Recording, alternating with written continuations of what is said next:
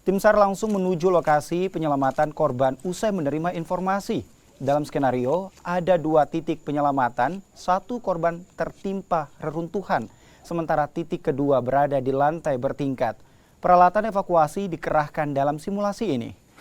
Direktur Operasi Basarnas, Brigjen Wurjanto menyebutkan, simulasi ini menjadi bagian penilaian kesiapan unsur SAR di Palu.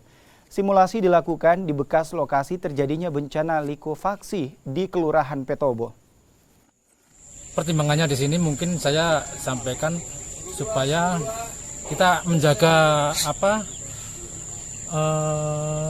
psikologis masyarakat juga ya. Kita menjaga supaya kalau kita laksanakan di tempat lain mungkin akan menimbulkan perasaan yang lalu sudah pernah terjadi, supaya tidak traumatik begitu ya. Kita coba supaya tidak banyak orang lah. Kalau di sini kan karena memang sudah ditutup sehingga tidak terlalu banyak warga yang berkegiatan di sini, kita laksanakan di sini. Hanya tempatnya hanya itu saja seperti